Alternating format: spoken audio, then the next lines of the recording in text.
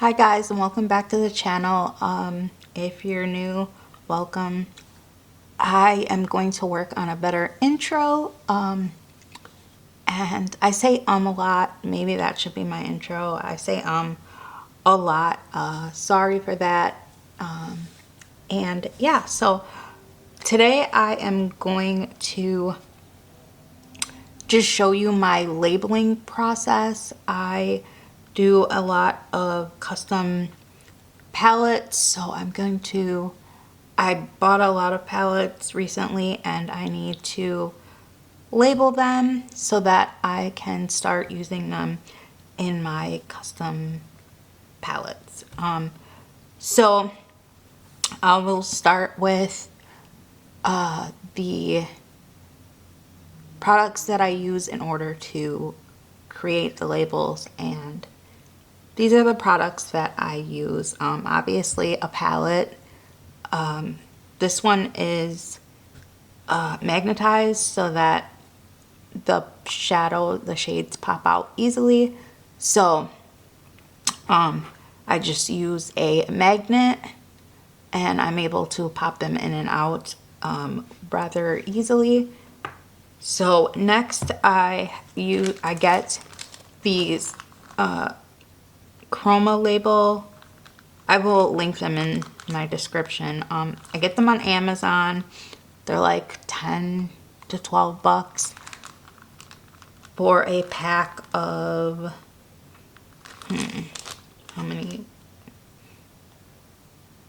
I don't know how many. This is a 1008 pack, so you get 1008 of these little dots. I don't know how many sheets that is, but I get these. I use these. These are what I use. And I just take a pencil. I use the mechanical pencils because they're kind of have a thinner, thinner line. Anyway, so then I take them and I write, and my lighting is washing it out. I take like this one, I wrote GC knock, so then that lets me know it's GC for Glaminature Cosmetics, and then knock is for nocturnal, and I have that palette right here, so we'll put that. We'll just pretend I had it properly with the right stickers. So then I take and then I name each one, and then I also like to number them, because sometimes, like, if you're building out a palette and you have a bunch of like Glaminatrix Cosmetics palettes and stuff, it's easier to put them back if they're like numbered, like instead of having to read each name. So I number them. So that's that. And then I also use wipes and paper towel. Sometimes when you're, I'm gonna start, sometimes when you're, when you pop a shade out, you'll get it and it will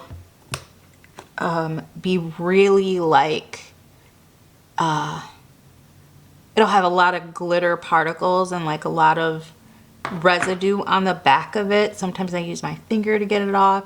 Most of the times I use the wipe, and I'll just, you know, do a quick little wipe of it. And then I take, I should have grabbed a piece of paper towel previously. I will grab the paper towel and dry it so that I can get a good contact with the sticker. So this one is Milky Way. Be sure to check the number and the name, because sometimes I have mislabeled, and these are removable, so they do come off, these sticker sheets. Some of them are not removable and they're really difficult to get off. And so I get the removable ones because they're a little bit easier. You can also print on these. I feel like that would be very difficult to like map it out on my printer because of the like sizing and everything. So I just write it in, but I know there's ones that you can get where you can print on them. They're like on a sheet of paper. So they're like lined up where you can do that. I've done that in the past with my Colored Rain palettes, but I don't know, it didn't line up as greatly as, so it didn't just seem, for me it wasn't worth all the extra effort to like go and type in all the names and like do all that. It does look more professional that way, but I don't know, it didn't line up precisely for me. So I mean, it's probably my printer's fault, and I'm just labeling them for like personal use. So like if I had an eyeshadow business, I would go that route, obviously. But yeah, so anyway, I'm just gonna keep on trucking away at this. I mean, I guess the video could kind of end here, but I will put in some like do it on fast play of me doing a couple of these, and then I will get out of your hair. Thank you so much for watching. Wait, no, I'll come back. I'll come back.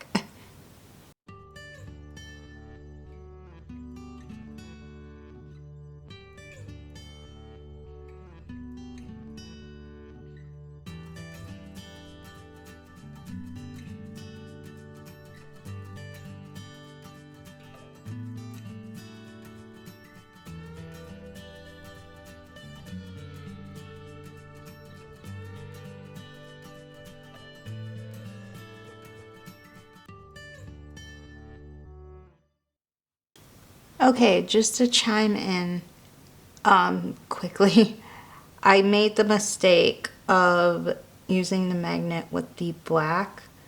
Don't do that if you have a black eyeshadow. There is something inside of the black shadows, like in the pigments, that make it do this, which I don't know if you can see that very well. It lifted out of the pan and is sticking to the magnet at this point. I'm going to close it so I don't get black shadow all over everything, and move it over here. I guess this will be a learning moment, or a teaching moment rather. I'm going to have to like repress this on the fly right now. I wasn't expecting that at all. So let me get some repressing supplies ready here, and we're gonna have to repress this eyeshadow, and hopefully I won't make this mistake again in the near future. All right, be right back. All right, I am back. This is my handy little repressing kit. I have my little spatula, and I brought a sheet of paper and my quarters, and I already have my paper towel here. So let's make it. I start by reducing the size of the paper. Obviously, it's a little bit big, and I need 2 pieces, so I'm just gonna fold this one in half. I'm going to credit the method to Faces by Gina, so it is the dry method. So I just break the paper in half here. Start with that. I will move my paper towel out of the way, and we're going to repress this eyeshadow. So getting it off of the magnet is going to be a difficult feat. I just kind of smash down on it and pull away, and then whatever's on there, I'm just literally just going to sacrifice it and wipe it away on my paper towel here, and just try to get as much of it off as you possibly can. So I'm just going to scrape the rest of the eyeshadow out of the pan. I think I just did a repressing video actually, so here it is again. Not by choice. And then you just smash it up.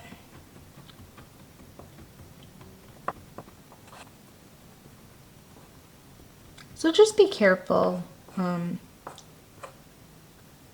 Just be careful using a magnet around a black eyeshadow. I don't know what's in them that reacts to the magnet, but I mean, there has to be some kind of metal component. Carbon maybe, I don't know. Is it? Maybe it could be carbon. I don't know. I have no idea. But whatever it is, it reacts to the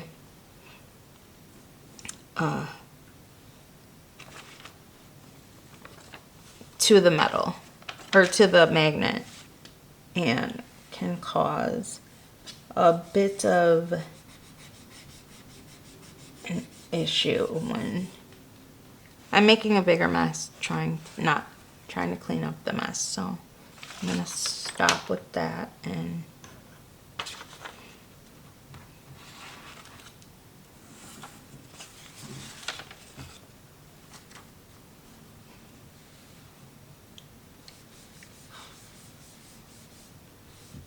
I can't help myself. I literally cannot help myself.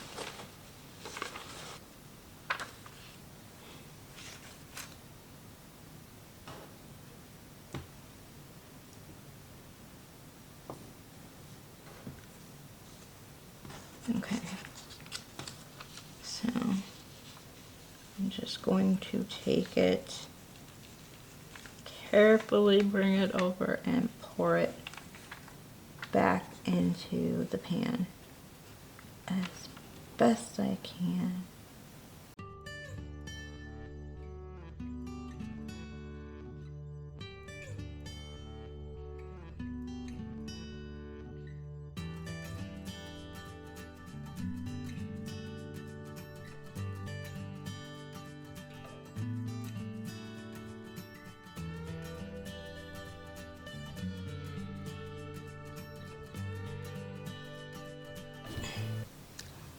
I am back. So I was able to repress it.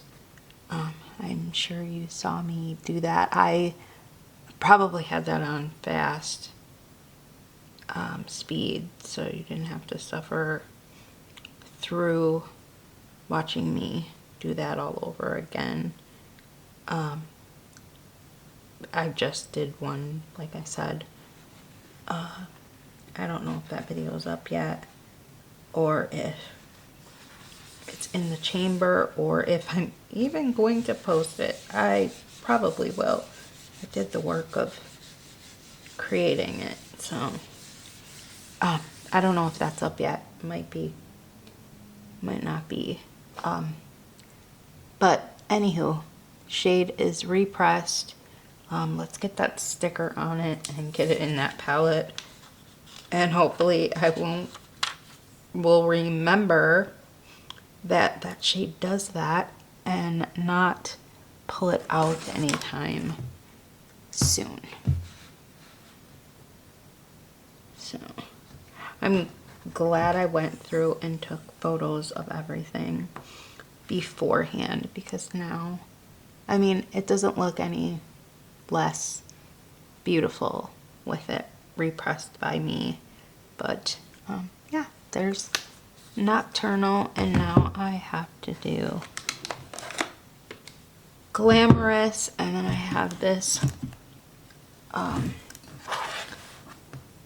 let me get it over here, this whole stack of Adept palettes that I need to do. So I'm gonna get busy. I'll show you a little bit of it, but for the most part, same. I'll start doing Amulet now instead of doing Glamorous, because so you can see these are square pans, so they're a little bit different than the circle, and maybe you can, that would be more helpful than showing you the exact same thing twice. Let me just find where I have Amulet. I have so many to do. I have so many labeled.